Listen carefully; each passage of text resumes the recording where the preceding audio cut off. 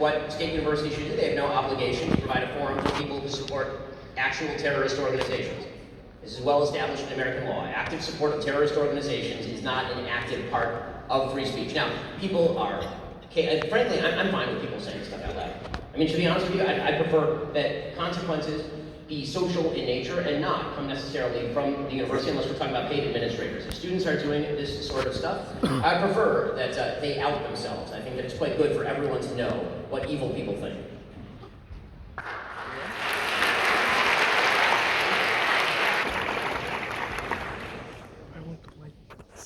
Good evening, Mr. Shapiro. You have consistently promoted the idea that America was built on Judeo-Christian values. However, as a devout Christian, I have difficulty accepting the term, given Judaism's rejection of Jesus. Christians believe Jesus Christ is God. In contrast, the Talmud, a central Jewish holy book, teaches that Jesus is burning in hellfire and excrement. And while the New Testament tells us to love our enemies and pray for those who persecute us, Sovereign 15 of the Talmud states that even the best of the Gentiles should be killed. Given these irreconcilable differences, why do you insist on using this oxymoronic term? Okay, so first of all, that's a really bad reading of the Talmud.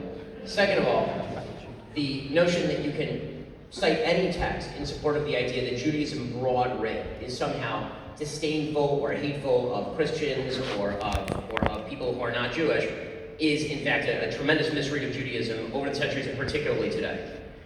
I can cite sections in the New Testament that I find personally problematic. I can certainly cite segments in the Quran that I find personally problematic. The truth is I can probably find a place in the Old Testament that I find personally problematic. That does not speak to what Judaism is and its historic impact on the world. Judaism is the foundation of Christianity. Jesus himself acknowledged this. The New Testament acknowledges this. The notion that Judaism and Christianity are somehow completely delinked and teach two completely separate lessons ignores the fact that the Old Testament is part and parcel of the New Testament. Sure, Christians and Jews think different things, of course. Otherwise, I'd be a Christian or you'd be a Jew. If we thought completely the same thing, then presumably we would have the exact same religion. But the notion that Judaism and Christianity are completely delinked is wrong. As far as miscitations from the Talmud, or even citations of texts that are written in the year 500 CE at a time when Jews were being persecuted by Christians in the Roman Empire, that seems to me a real stretch to get to the idea that Jews today are overall hateful of Christians. I'm not sure that there's anybody in America, personally speaking, who has pushed more people back to church than me. I really don't know that there is anybody who's done that. I tell Christians literally all the time to go to church. I tell Christians all the time to re-engage with their faith. I think it is deeply, deeply important that they do. I don't try to convert people to Judaism because that's actually forbidden in Jewish law. I'm not supposed to convert people to Judaism. So I know there's a group of people who spend all day online cherry-picking bad lines from the Talmud, a text that they have no familiarity with, and then trying to spin that into a giant myth about how Jews are seeking the extermination of Christians or some other bizarre conspiracy theory.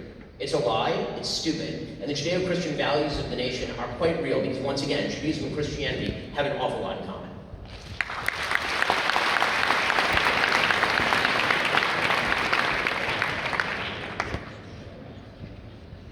Hi Ben, you have consistently talked about the trans youth. Specifically, you have opposed the transitioning of trans children both medically and sociologically. Am I getting that correct so far? I deny the existence of trans children. You deny the existence of trans children, but children who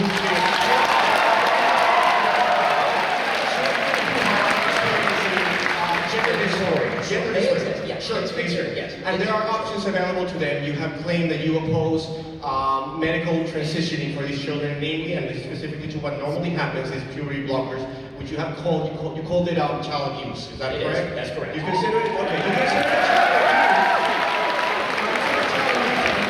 that a child is not capable of consenting to what you consider are irreversible procedures. Is that correct? Damaging, irreversible procedures. Damaging, okay. Ben, are your children circumcised? Did you circumcise your children? Yes, I have two sons. Okay, why would you do that? Isn't that kind of hypocritical? Nope, I'm circumcised, my dick works just fine.